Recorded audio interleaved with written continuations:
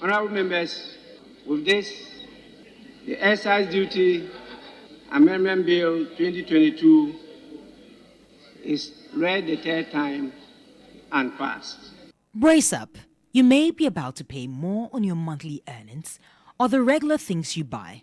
This is after the Parliament of Ghana passed 3 revenue bills in a long session last week before their Easter break. The excise duty, growth and sustainability, and income tax amendment bills went through a closely contested vote of 137 to 136 after intense lobbying by the MPP government.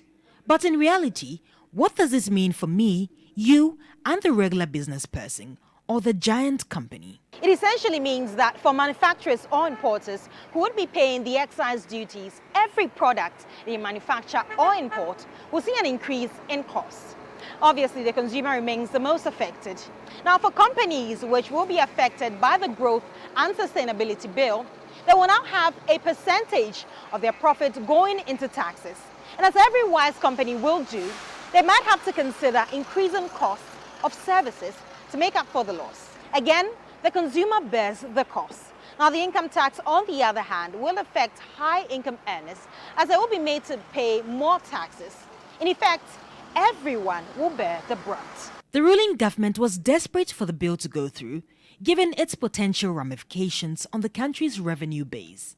America is ready for us. Germany has been here. The finance minister has been. The Europeans are behind us. The fund is behind us.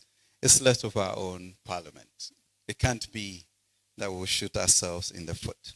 But only a few years ago, the same government seemed completely unhappy with the concept of raising more revenue via taxes. Take, for instance, this comment by current Vice President Baumia. The MPP will shift the focus of economic policy away from taxation to production. So we are going to move away from taxation to production. From taxation to production. Experts suggest the current trend is not dissimilar.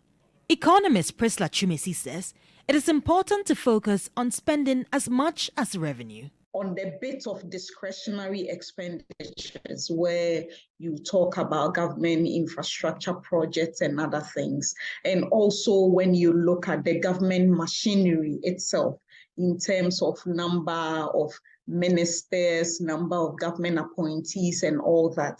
I mean, all these are a drain on the budget. So when you look at the expenditure side, we want to see some commitment. The latest bills could trigger significant disaffection among the country's workforce. So just how have people been reacting to this? The country is very hard, and they are bringing these new taxes. We'll talk about it, but they won't listen to us. It will affect us. Now things are not going on well. Business are not going on well. Companies are suffering. And you are bringing these new taxes. What for? For my company like this, when these taxes are being applied to it, it's going to affect my salary as well. So it's either my salary will be stagnant or it will decrease. I'm a student as well. I'll find it difficult in paying fees. I'll find it difficult in buying things for myself, in paying rent and all that. With the new taxes, government is expected to rake in an annual income of 400 million from excise duties, 2.2 billion from growth and sustainability tax, and 1.2 billion from income tax. Judith Awuchitando, TV3 News.